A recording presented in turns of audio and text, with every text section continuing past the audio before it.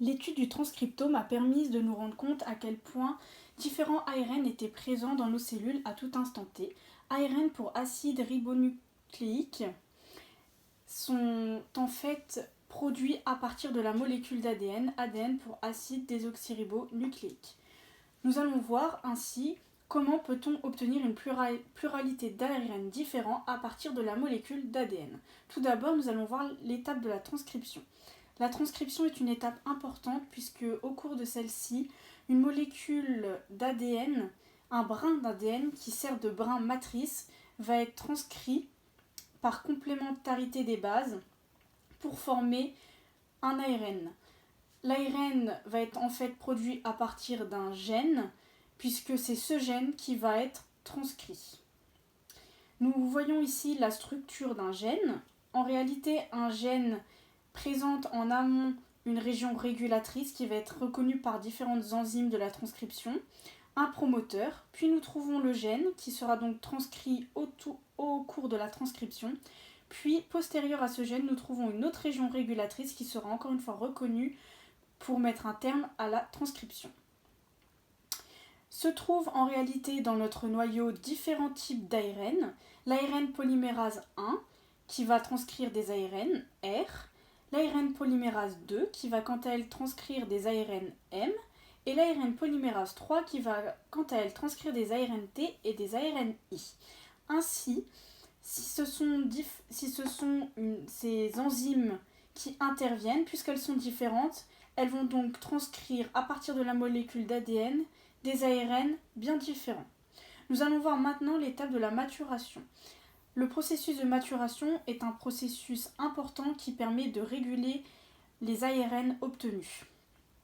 Cela est vrai lors de l'épissage, puisque c'est un processus important qui va permettre l'excision des introns, ici représentés en vert, et l'assemblage des exons, ici représentés en rouge. En fait, tout ce processus repose sur le processus détaillé ici même, puisqu'il va y avoir formation d'un lasso à partir d'un tronc, puis il va y avoir élimination de l'intron lasso, à la suite de quoi on pourra assembler les exons qui quant à eux n'ont pas été éliminés, et ainsi nous obtenons un exon épicé. Ainsi on comprend avec cet exemple comment est-ce qu'à partir d'un ARN R bien défini, on peut obtenir un autre ARN qui sera différent de celui qu'on avait obtenu précédemment à l'issue de la transcription. Nous allons voir maintenant qu'on obtient des ARN bien différents. Tout d'abord, il y a les ARN-M. ARN-M pour ARN messager.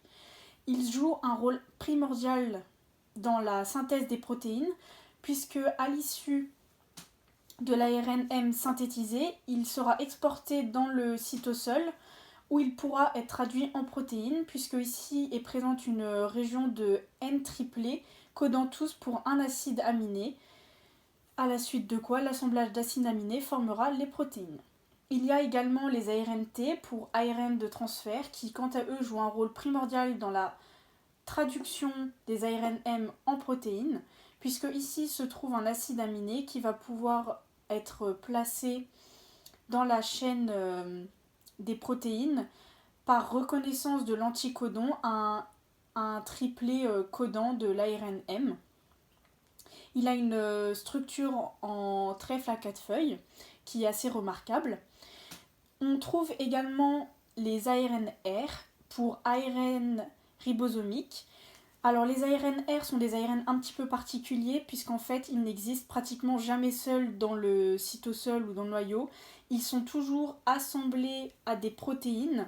Donc dans le noyau, dans le cytosol, ils seront assemblés à des protéines, comme c'est le cas donc des ribosomes, qui sont en fait un assemblage de 80 protéines et de 4 ARN-R, à l'issue de quoi est donc formé notre ribosome. Il existe également les ARN-I pour ARN interférents qui ont une structure en épingle à cheveux dans le noyau, puis une fois l'export nucléaire réalisé, ils auront une structure, ils se décomposent. Ils jouent un rôle important puisqu'ils permettent d'interférer avec les ARN messagers afin de détruire l'ARN messager en question. Ainsi, on comprend comment est-ce qu'à partir d'une molécule d'ADN, on peut obtenir une pluralité d'ARN tous bien différents, qui ont tous un rôle primordial pour la survie de nos cellules.